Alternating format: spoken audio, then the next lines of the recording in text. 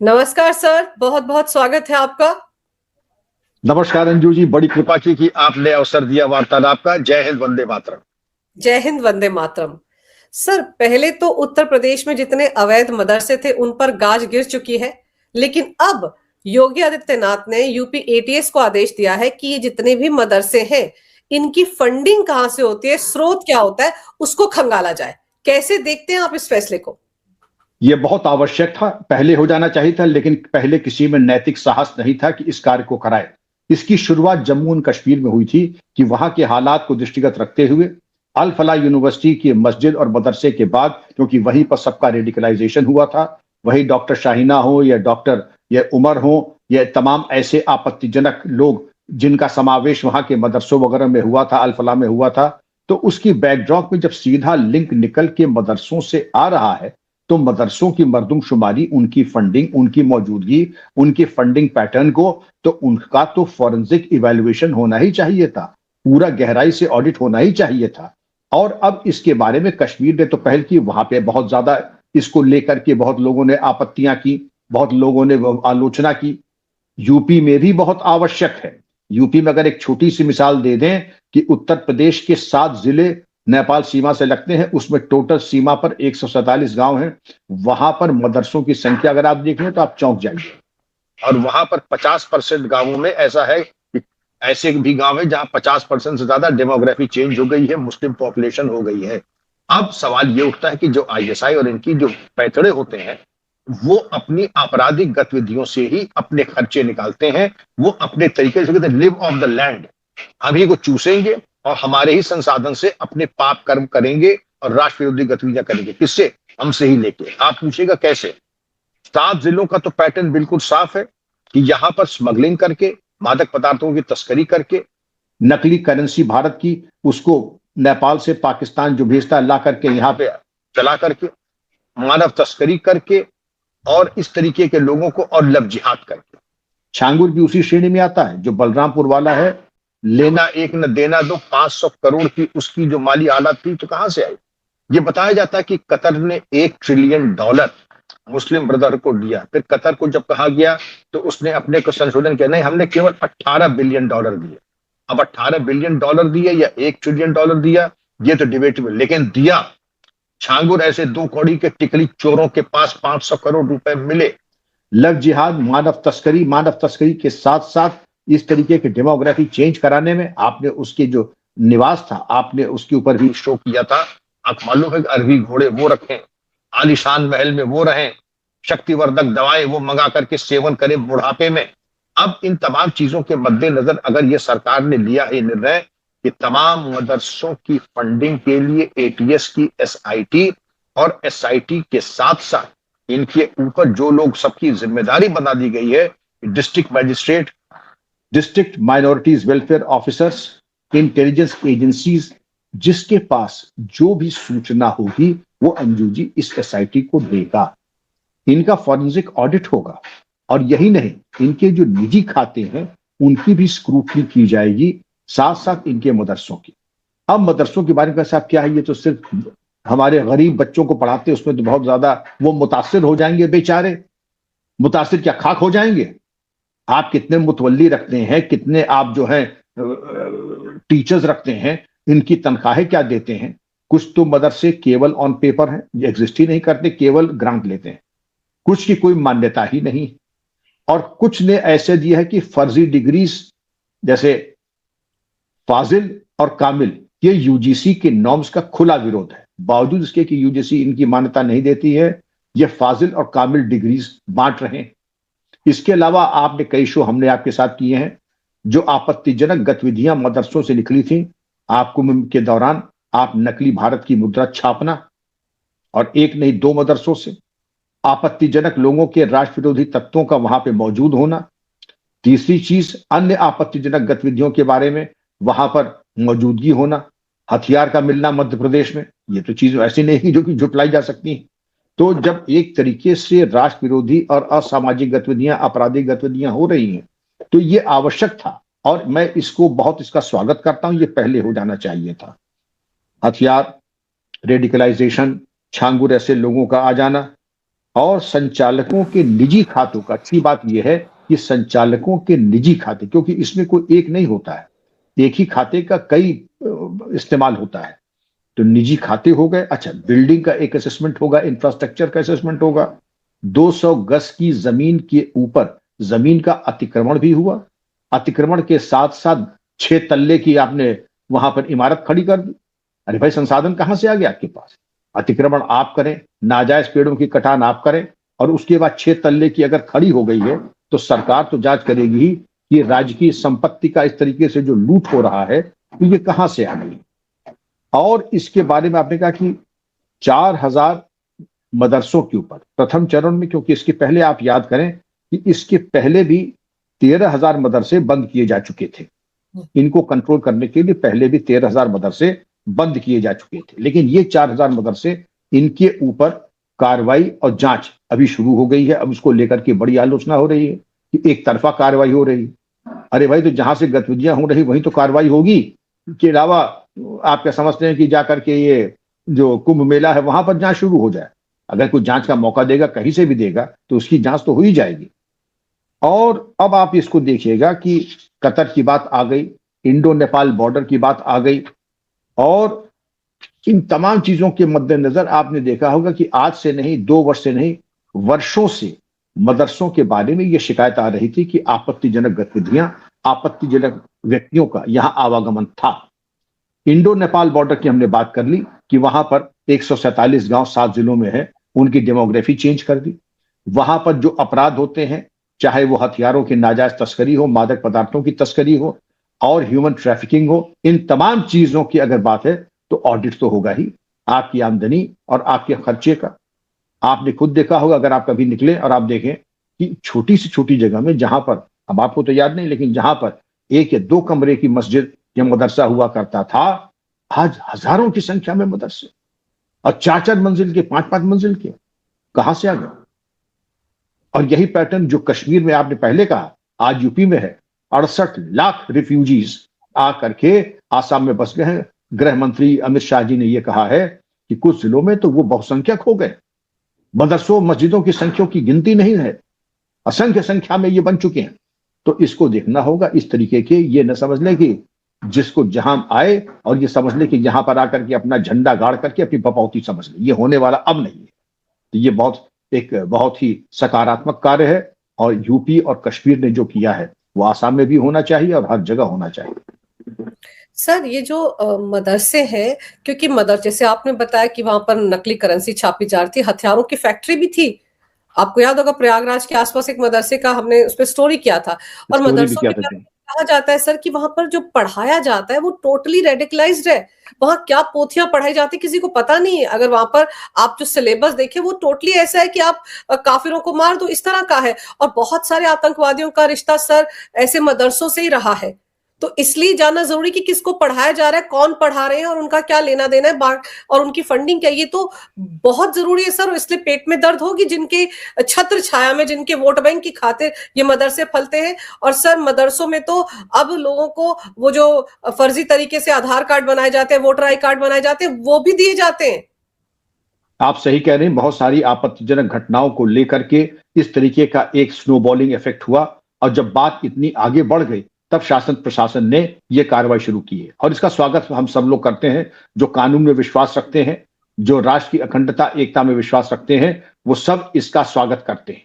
जो आलोचना कर रहे हैं, ऐसा नहीं कि आलोचना करने वालों की भी संख्या बहुत बड़ी है, जो तुष्टीकरण की राजनीति और केवल हमारे मुस्लिम भाइयों बहनों को अपना वोट बैंक मानते हैं, केवल वही इसकी आलोचना कर रहे हैं और निंदा कर रहे हैं। सर, अंदर खाने ये भी तो हो सकता है ना कि जिस तरह से फंडिंग पहले विदेश से पीएफआई को आती थी, और आपको याद होगा शाहीन बाग जब बसाया गया, पैसा वहां पर लगाया गया, कितने खातों पर उत्तर प्रदेश में कार्रवाई हुई थी। हो सकता है अब की बार जो फंडिंग है वो इन मदरसों के जरिए आ रही हो इस तरह की गतिविधियों के लिए।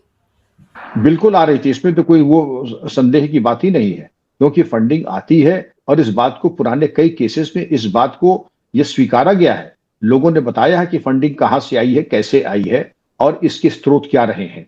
और ये तो कोई बात किसी से छुपी नहीं है, लेकिन इसका निराकरण होना चाहिए और इस पर प्रभावी नियंत्रण और अंकुश होना चाहिए। सर, एक तरफ तो ये कार्रवाई होगी और दूसरी तरफ योगी सरकार ने इस बार कम से कम 68,000 ऐसे कर्मचारी हैं, अधिकारी हैं उत्तर प्रदेश में जिनकी तनख्वाह रोक दी है, क्योंकि उन्होंने ब्यौरा नहीं दिया कि उनके पास कितनी संपत्ति मौजूद है। तो ये तो अपने आप में और बड़ा प्रहार है भ्रष्टाचार पर।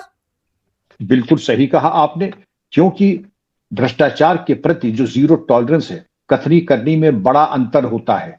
अंजू जी, इसके पहले किसी प्रांत में ऐसी कार्रवाई नहीं हुई कि तनख्वाह रोक ली जाए। बस निर्देश दे दिए कि आप अपना चल अचल संपत्ति का ब्यौरा दे दें। अब ये अगले के ऊपर है कि वो अपना ब्यौरा भरे या न भरे। दुर्भाग्य से कि उत्तर प्रदेश में कर्मचारियों की संख्या 8,66,261 है और इसमें जिन लोगों ने नहीं भरा है उनकी संख्या है 68,236। तो जिन 7,98,025 कर्मचारियों, क्या वो मूर्ख थे? उनको चूंकि कुछ छिपाना नहीं था, उन्होंने अपना ब्यौरा भर दिया।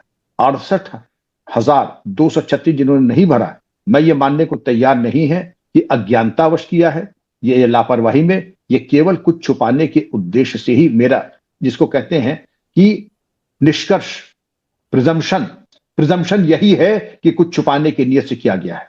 आज की तारीख में गवर्नमेंट सर्वेंट चाहे कोई भी हो, चाहे चपरासी हो, चाहे पटवारी हो, चाहे पुलिस कांस्टेबल हो, हर व्यक्ति एक बहुत ही प्रतिष्ठित, एक राज्य कर्मचारी, एक ओहदे वाला होता है।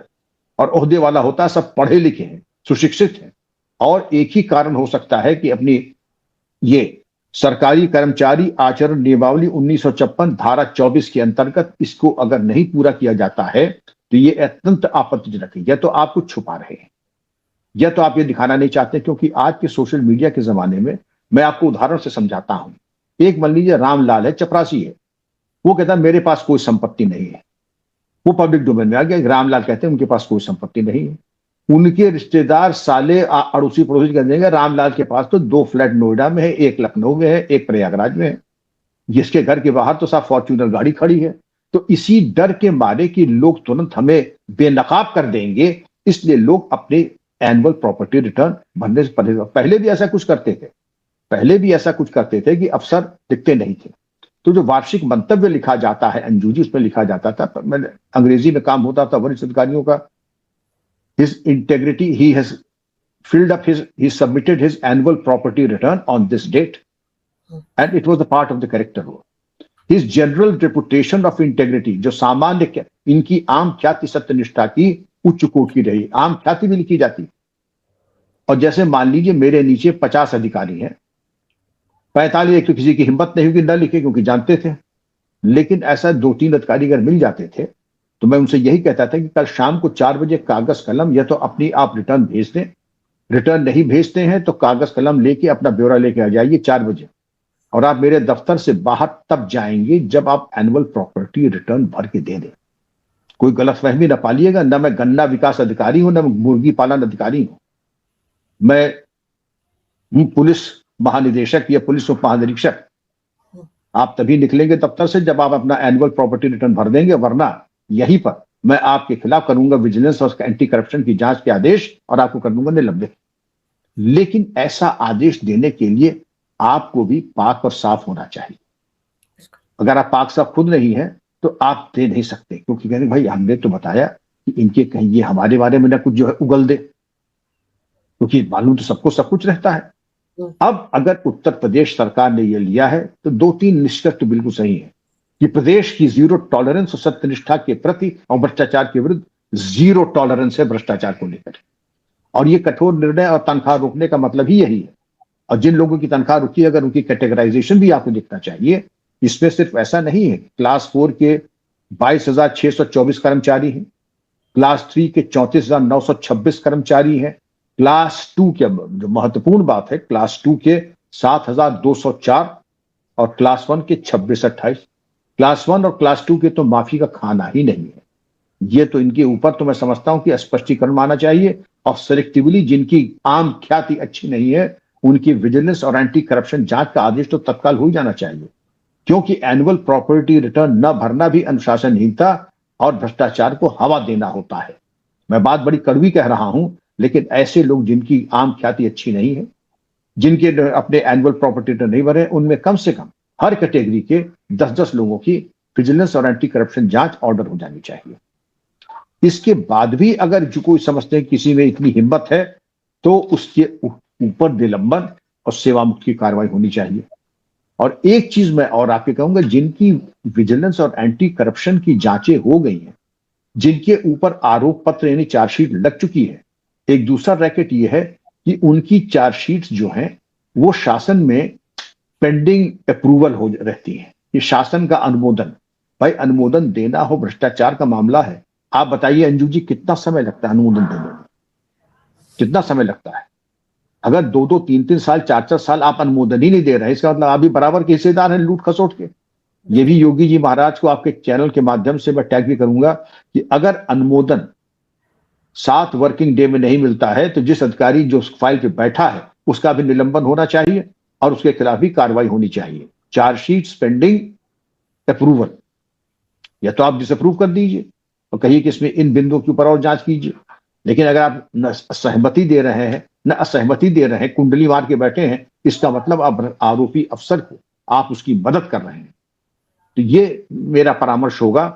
और इन अधिकारियों को जिन्होंने नहीं भरा एनुअल प्रॉपर्टी रिटर्न, ये गंभीर बात है, इसको टेकअप किया गया है, ये कोई मामूली बात नहीं है। और मैं तो ये भी चाहूंगा इस पे सरकार को घोषणा करनी चाहिए, जो अधिकारी इसके बाद भी नहीं आते हैं उनका नाम घोषित कर दें और एक पब्लिक अनाउंसमेंट कर दें कि जो भी इनकी संपत्ति के बारे में सूचना देगा उनका नाम गोपनीय रखा जाएगा, और अगर सूचना सत्य पाई गई तो उनको वांछित पुरस्कार भी दिया जाएगा गोपनीय तरीके से। आप फिर देखिएगा जितनी भी अघोषित संपत्ति है वो सब सामने आ जाएगी। तीसरी चीज, लोग कहते हैं कि साहब कांस्टेबल है, चपरासी, इनके पास क्या होगा? आप जहां रहती हैं आप खुद देखिए, सिपाही फॉर्च्यूनर पे घूम रहा है, पटवारी के पास जो है अट्टालिकाएं और महल है, कोई रिसोर्ट्स बना रहे हैं, तो ये कह देना कि ये चपरासी हैं, ये पटवारी हैं, ये पुलिस कांस्टेबल हैं, इनके माली हालात ऐसे नहीं है तो सबकी जांच होनी चाहिए। जो जांच मुख्य सचिव, जो जांच डीजीपी की है, वही नॉर्म्स सिपाही, चपरासी, पटवारी और सबसे वरिष्ठ से कनिष्ठ अधिकारी तक ये मानक लागू होने चाहिए। अंजू जी, सर ये जो अधिकारी है 68,000 के आसपास, इनमें पुलिस के लोग भी हैं? बिल्कुल होंगे। ये क्योंकि एनुअल प्रॉपर्टी रिटर्न, ये तो जो आपका स्टेटमेंट आया है इसमें सभी का समावेश है अंजू जी। इसमें अगर सर सबका समावेश है तब तो ठीक है, क्योंकि आपको याद होगा हमने छांगुर के मामले में भी जब बात किया था तब भी ये बात सामने आई थी कि एक पुलिस अधिकारी जो उसमें इन्वॉल्व था और उसने तो बाद में लखनऊ में जाकर बड़ी बड़ी प्रॉपर्टियां खरीद ली थी। उसके अलावा अभी जब रमीजुद्दीन का मामला आया था तब भी एक पुलिस वाले का नाम आया था। फिर जिम जिहाद में भी एक पुलिस वाले का नाम आया था जिसने इतने सारे जिम खोल लिए थे सर। तो अगर ऐसा है सर, अगर पुलिस है तो मुझे तो लगता है कि पुलिस में तो बड़े पैमाने पर ये लागू होना चाहिए, क्योंकि वहां पर तो बहुत बहुत सारे केस हमारी नजरों में ही आए हैं और आप तो बेहतर जानते हैं। बिल्कुल सही कहा आपने। आपने जो उदाहरण दिए हैं वो चौंकाने वाले हैं। मिर्जापुर जिम जिहाद पे आ जाइए, छांगुर के केस में जो एसओ था वहां बलरामपुर का, जो कि बहुत बड़ा भ्रष्टाचार में संलिप्त था, तभी आरोप लगा था कि 10 करोड़ की एक बेशकीमती जमीन इकोना स्टेडियम लखनऊ में खरीदा था उसने। मेरठ में एक सब इंस्पेक्टर था जिसने रेप पीड़िता को भगा दिया था, उसके बारे में शोहरत आम ये थी कि उसकी सत्यनिष्ठा बहुत ही निम्न कोटि की है। ऐसे कितने उदाहरण जब आते हैं, और इनको बेनकाब करना, इनके ऊपर दंडात्मक कार्रवाई करना बहुत आवश्यक है। मैं आपको पुराने जमाने में ले जाता हूं। अंग्रेजों के जमाने में लोग बताते हैं कि आईसीएस अफसर, जो आईएएस के काउंटर पार्ट थे अंग्रेजों के जमाने में, अपने यात्रा ब्यौरे में, टीए बिल में उन्होंने 4 आने जानती हैं क्या? 25 पैसे गलती से उन्होंने नहीं किया, गलती से उन्होंने ज्यादा ले लिया। आप बताइए, आईसीएस अफसर को बर्खास्त होना पड़ा, बर्खास्त नहीं कहते थे, उनको इस्तीफा उनका लिया गया, क्योंकि कहते थे बात 4 आने की नहीं है, 25 पैसे की नहीं है। आपको जो सरकारी धन है उसके प्रति जो दर्द होना चाहिए वो दर्द आपके अंदर नहीं है, और इसलिए आपको बर्खास्त किया जा रहा है। तब अंग्रेजों ने तो इतनी पवित्रता और इतनी मान्यता दी थी कि जैसे पूजा की थाली के फूल चोरी किए जा रहे हैं, वो मानक होते थे कि पूजा की थाली का प्रसाद और फूल को चोरी कर रहा है, और आईसीएस अफसर बर्खास्त हो गया। एक मिसाल मैं आपको और दूंगा, ये भी वैसी ही है कि ये तो आईसीएस अफसर की हो गई। और अगर आप, मैं मिसाल देना शुरू कर दी कि हमारे एक मुख्यमंत्री थे पंडित गोविंद वल्लभ पंत जी, तो उनके गांव का कोई आदमी है कि अगर डीएम को ये फोन कर दे मेरा एक काम है, तो ये तुरंत इसका निस्तारण हो जाएगा। तो उनका ठीक है, तुम कल आ जाना, मैं फोन कर दूंगा।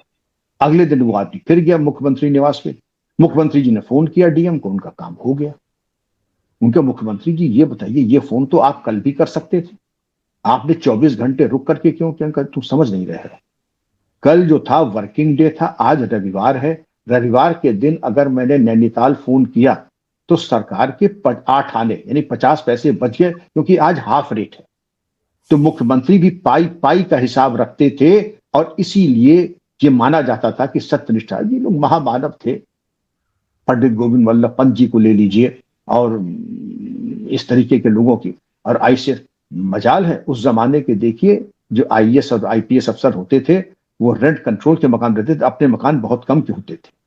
शत्रुघ्न सिन्हा साहब के ससुर श्री एसआर शिवराम दास सक्सेना आईएएस, स्वर्गीय शिवराम दास सक्सेना, तो उस शादी में तो मैं भी था, कि शत्रुघ्न सिन्हा के नहीं, उनके सबसे बड़े भाई राम सिन्हा की शादी इलाहाबाद में हुई थी, तत्काल आज का प्रयागराज में। तो श्रीराम दास सक्सेना की पत्नी अपनी बच्चियों के साथ एक 2 कमरे के रेंट कंट्रोल के मकान में रहती थी। राम सिन्हा साहब की शादी हुई, शत्रुघ्न सिन्हा भी उसमें आए थे। और एक लतीफा में सुनाता हूं, तो एसआरडी सक्सेना साहब की पत्नी जो थी सक्सेना, वो रिक्शे पे चलती थी, कोई गाड़ी वाड़ी नहीं थी उनके पास, 2 कमरे के रेंटेड मकान में रहती थी।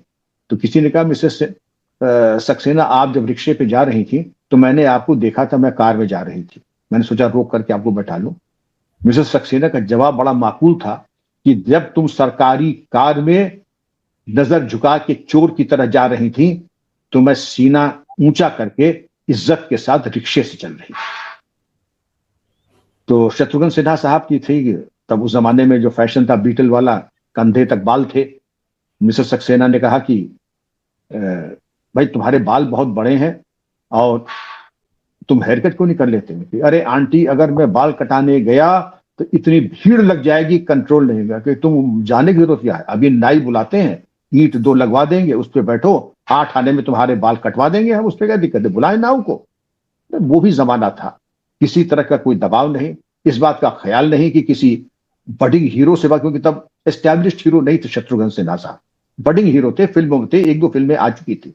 लेकिन उनका ये कह देना कि अभी नाई बुलाते हैं, 2 ईंट लगा देंगे जमीन पे, बैठो बाल कटाओ, अठन्नी हम दे देंगे 50 पैसे में, वही रेट था बाल कटाने। तो वो उसका पुरानी बातें हो गई। लोगों को पैसे की इज्जत करना, फिजूल खर्ची न करना, और अपनी ईमानदारी को, उसको एक बहुत बड़ी इज्जत होती थी ईमानदार रहने की।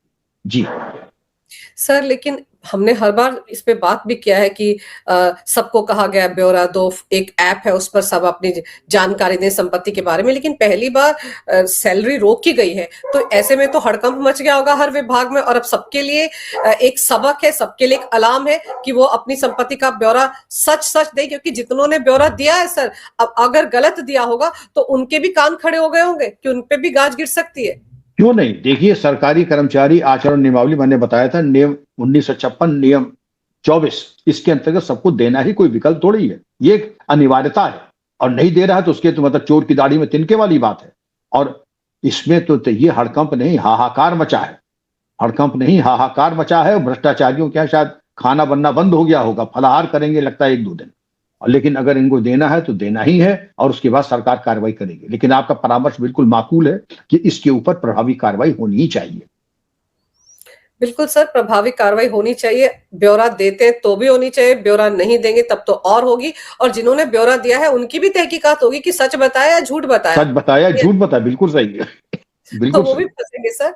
लेकिन चलिए देखते हैं कितनी जल्दी इस मामले में ब्यौरे आते हैं इन 68,000 अधिकारियों की तरफ से।